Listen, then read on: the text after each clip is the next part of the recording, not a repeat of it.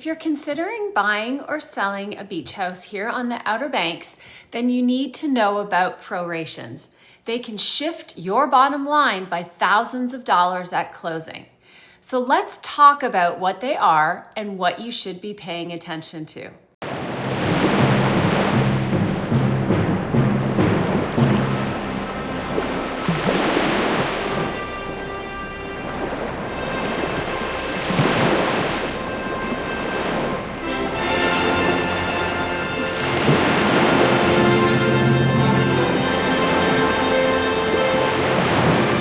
Hey everyone, it's Danielle Taylor with Keller Williams Realty here on the beautiful Outer Banks.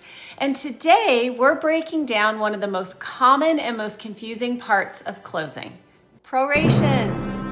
If you've ever wondered how everything is allocated at closing and who gets what, then we are going to break it down now.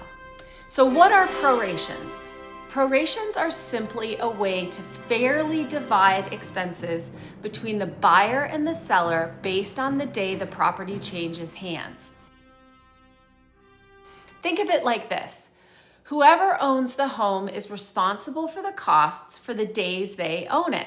So at closing, we true up those expenses so everyone pays their fair share. Here in North Carolina, the day of closing typically belongs to the seller. So let's talk about what typically gets prorated. Number one, property taxes. This is a big one. In North Carolina, property taxes are actually paid in arrears, meaning after the year ends for all intents and purposes. So the seller has used part of the year, but in most cases hasn't paid those taxes yet. At closing, if the seller has not paid the current year's taxes, which is most common, then the seller credits the buyer for their portion of the year that they owned the home.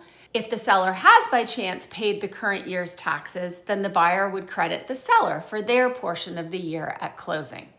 For example, if a closing is on June 30th, then essentially the seller's paying roughly half the year's taxes and the buyer's paying roughly half the year's taxes. HOA and condo fees. If the property has an HOA, these are often paid monthly, quarterly, sometimes annually. At closing, the cost is split based on the number of days each party owns the home.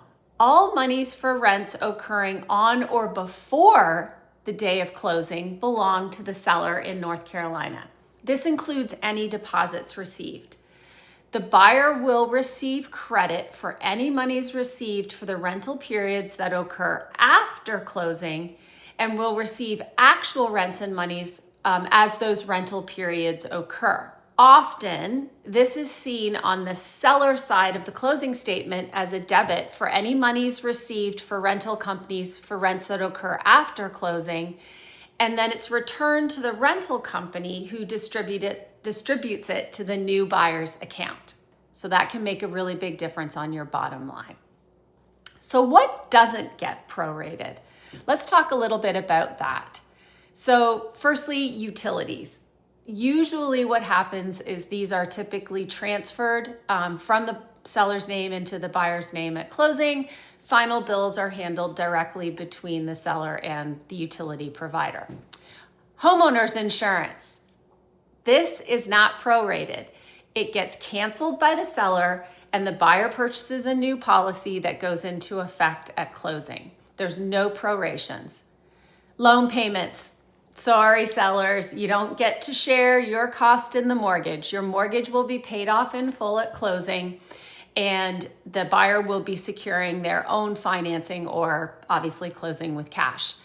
So if you're thinking of buying or selling here on the Outer Banks and want help understanding what your numbers will actually look like, I'm always happy to walk you through it. Reach out anytime, and don't forget to subscribe so you don't miss any tips like this about real estate here on the Outer Banks. Because remember, there's no better living than Sandbar living.